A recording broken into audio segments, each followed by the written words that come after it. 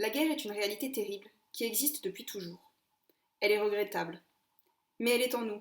Elle a sa propre rationalité. Et nous la comprenons. Mais dans la haine nazie, il n'y a rien de rationnel. C'est une haine qui n'est pas en nous, qui est étrangère à l'homme. Nous ne pouvons pas la comprendre. Mais nous pouvons. Et nous devons comprendre d'où elle est issue. Et nous tenir sur nos gardes. Si la comprendre est impossible, la connaître est nécessaire. Parce que ce qui est arrivé peut recommencer. Cette phrase est tirée du livre de Primo Levi, qui est un chimiste de profession, un homme italien qui a été résistant durant la Seconde Guerre mondiale et qui a été déporté dans le camp d'Auschwitz-Birkenau en décembre 1943, où il restera jusqu'à la libération du camp. Comme vous l'avez compris, cette vidéo ne va pas aborder un sujet qui sera très gai, puisqu'on va ici s'intéresser au témoignage et notamment au rôle du témoin à travers l'histoire. Alors, quand on s'intéresse à l'histoire, on s'intéresse à l'histoire au sens large et on la découpe en 4 grandes parties, à savoir l'histoire antique, l'histoire médiévale, l'histoire moderne et l'histoire contemporaine. Le point de départ de l'histoire contemporaine, on l'attribue à 1789, soit à la Révolution française et la fin de l'Ancien Régime, et on a une période qui va brosser tout le 19e siècle, puis ensuite le 20e siècle, et notamment les guerres mondiales. Finalement, on se rend compte que l'histoire, c'est quand même quelque chose d'assez vaste, d'assez grand, avec plusieurs branches et plusieurs sous-branches. Donc on a finalement plusieurs thématiques et sujets variés. Mon intérêt à moi a toujours été très concentré sur les guerres mondiales, et notamment sur l'aspect social et culturel de ces guerres. Ce qui m'intéresse, c'est pas tellement l'aspect militaire, diplomatique et politique, c'est plutôt comment les hommes ont vécu la guerre, comment ils ont survécu à ces guerres, et surtout qu'est-ce que ces guerres et ces événements ont pu nous apprendre sur l'homme. C'est pour ça que j'ai toujours été aussi très intéressée par les témoignages, et notamment par ce que le témoin pouvait avoir à dire sur l'histoire. Alors, je vais donc ici aborder le rôle du témoin et son lien avec l'historien, puis je citerai certaines lectures qui m'ont particulièrement intéressée et qui peuvent être intéressantes à lire pour pouvoir justement se documenter sur l'histoire de la Seconde Guerre mondiale, mais plus particulièrement sur la façon dont les hommes ont vécu la guerre de l'intérieur, plutôt les civils et notamment ceux qui ont été déportés. Et je citerai à la fin de cette vidéo donc une liste d'ouvrages que je pourrais éventuellement vous conseiller et que je noterai également dans les informations que je mettrai sous la vidéo. Dans un premier temps, ce qui est intéressant de savoir, c'est que veut dire témoigner. D'après la définition du Larousse, témoigner, c'est rapporter ce qu'on a vu, entendu ou vécu, ce que l'on sait, et on va le rapporter soit sous la forme orale, soit sous la forme écrite. Donc le témoin, c'est avant tout une personne qui a vu, entendu, vécu des choses, et qui décide donc de le raconter. Alors, quel lien on peut avoir entre l'histoire et le témoignage ? Déjà, il convient bien de se souvenir que l'histoire étudie le passé des hommes, et qu'elle est basée sur l'écriture et sur des récits de vie. Le témoignage écrit apparaît donc à ce moment-là comme une source intéressante, voire même essentielle dans le travail de l'historien.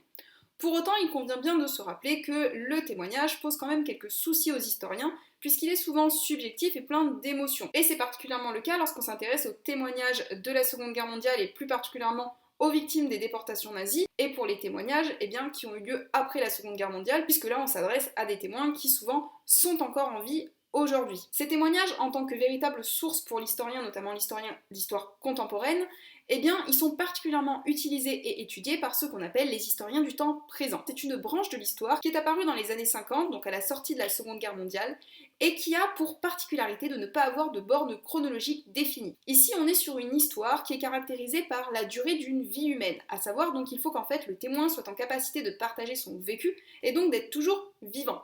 Cette branche de l'histoire, elle est née avec la découverte des camps de concentration et plus particulièrement avec le souci qu'avaient les gens de comprendre le génocide juif, pour savoir comment une telle cruauté avait pu se produire dans l'humanité et comment on avait pu arriver à commettre de telles horreurs. Donc les historiens ont tenté d'apporter des réponses à l'opinion publique et se sont donc intéressés à des faits contemporains. Preuve en est donc que l'histoire n'étudie pas toujours des gens qui sont morts depuis des millénaires. Pour comprendre le rôle que joue le témoignage dans l'histoire, il faut déjà revenir à des choses basiques. Déjà, pour rappel, qu'est-ce que c'est que l'histoire ? Comme je vous l'expliquais dans une précédente vidéo, l'histoire, c'est l'étude du passé des hommes au travers des traces qu'il a pu laisser. L'historien Marc Bloch l'a défini comme la science des hommes dans la durée. Et l'historien Pierre Nora explique que l'histoire serait une représentation du passé qui appelle analyse des discours critiques et qui a une vocation à l'universel. L'histoire voudrait donc être la plus objective possible, c'est-à-dire la plus impartiale, et pour cela elle s'appuie donc sur des sources qui sont très diverses et qu'elle va comparer. A l'inverse, le témoignage lui se nourrit de la mémoire. Alors, qu'est-ce que c'est que la mémoire ? Pour reprendre les termes de l'historien Pierre Nora, la mémoire c'est le souvenir d'une expérience qui a été vécue, qui est portée par des groupes vivants ou par un individu. Et c'est donc une mémoire qui est personnel et qui donc va varier en fonction des personnes. Il y a donc une distinction finalement à opérer entre l'histoire, qui elle est vue comme une science qui analyse le passé de façon objective, en tout cas qui tend à l'objectivité, et la mémoire qui elle serait portée donc par des individus, qui seraient donc subjectives, sujettes à interprétation et personnelles.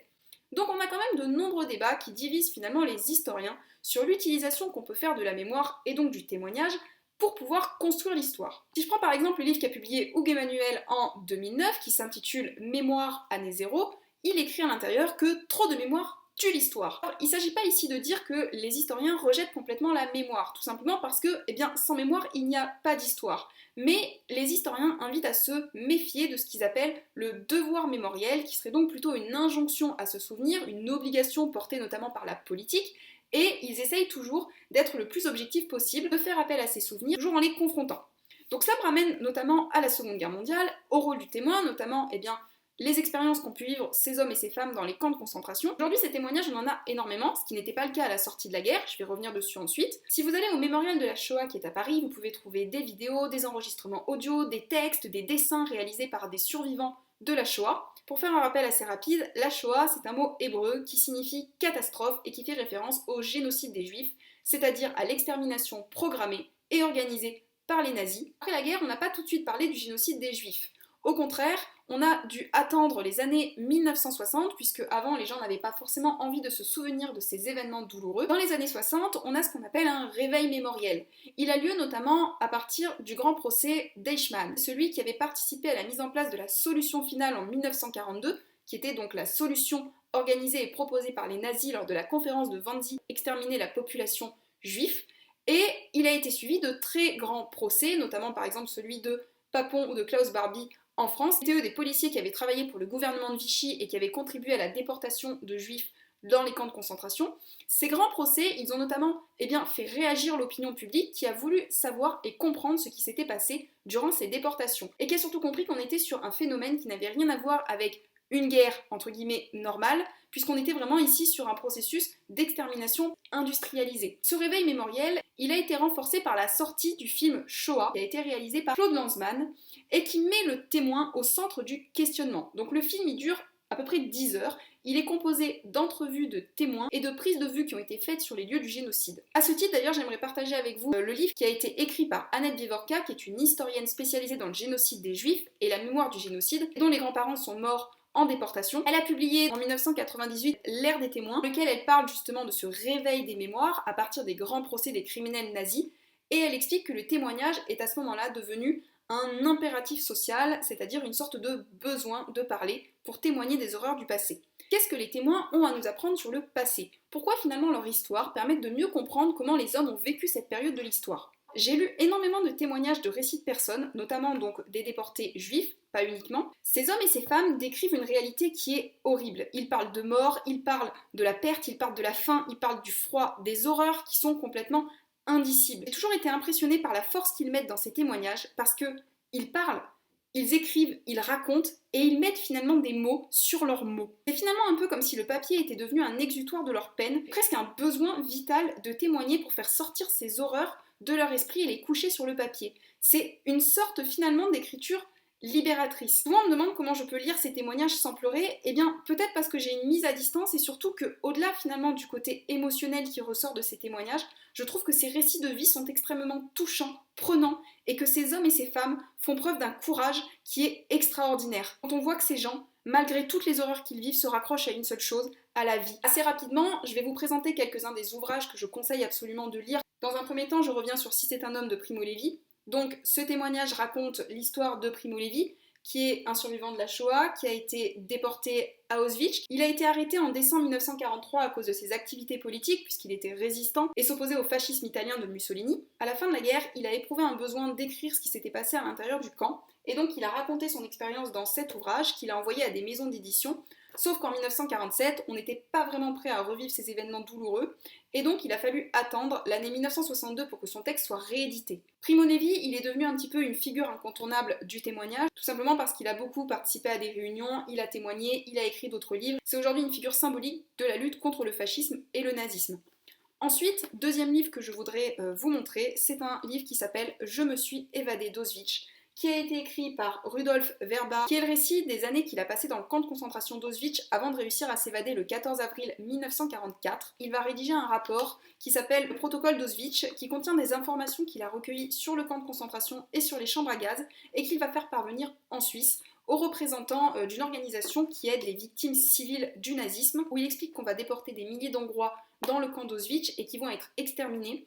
Et malheureusement, son rapport ne sera pas pris en compte puisque les Alliés partiront du principe qu'il faut d'abord terminer la guerre avant de mettre fin à ce qui se passe à l'intérieur des camps de la mort. Je me rappelle la première fois que je l'ai lu, j'avais 16 ans et ces mots m'ont complètement marqué. Il donne énormément d'informations sur ce qui se passe à Auschwitz, donc sur les différents lieux. Il parle à la fois d'Auschwitz, qui est le camp de concentration, la mise au travail, où est-ce qu'il a été affecté pour pouvoir travailler. Il parle également du camp de Birkenau, qui est un camp annexe à Auschwitz, qui était en réalité le centre de mise à mort où se trouvaient les chambres à gaz et les fours crématoires. Il raconte ce qui se passait au moment où les gens arrivaient des convois, comment ils étaient triés, séparés, certains envoyés dans les chambres à gaz, certains envoyés dans le camp de concentration. Donc c'est un récit qui est quand même assez fort. Et à la fin de ce récit, il conclut son livre en expliquant: Auschwitz n'est pas seulement une leçon pour le monde, c'est aussi un avertissement que tous les hommes devraient examiner de très près avant de le condamner. Les nazis, il est vrai, ont créé une machine monstrueuse, mais ce faisant, ils ont démontré, avec une minutie teutonne, jusqu'à quelle profondeur l'homme peut tomber. Faisons en sorte que ces méthodes ne soient plus jamais imitées, que plus jamais des êtres humains d'aucune nationalité ne dégradent ainsi leurs semblables. Je cite de manière un petit peu pêle-mêle le témoignage de Pierre Sell, qui est un déporté qui a été envoyé dans le camp de concentration du Struthof, qui est le seul camp de concentration qui se trouve en France, qui est situé en Alsace.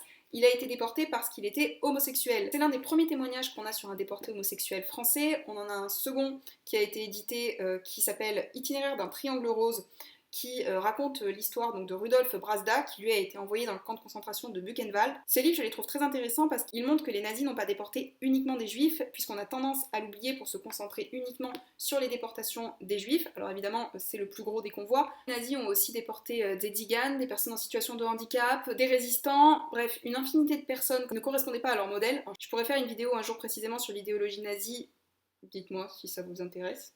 Enfin, le journal d'Anne Frank, qui est un incontournable, qui est considéré aujourd'hui comme la représentante et la figure emblématique des enfants qui sont morts sous la Shoah. Donc Anne Frank, elle a vécu cachée pendant 2 ans dans une maison à Amsterdam et elle écrit donc dans son journal son quotidien. Elle a été arrêtée, déportée à Auschwitz et elle est morte dans le camp de concentration de Bergen-Belsen avec sa sœur en 1945 à cause du typhus qu'elle avait contracté. Et dernier livre, alors même si j'en ai encore beaucoup, mais je vais arrêter là, c'est le livre qui s'appelle Sonderkommando de Shlomo Venezia. Très intéressant parce qu'il est préfacé par Simone Weil, qui elle-même a été déportée.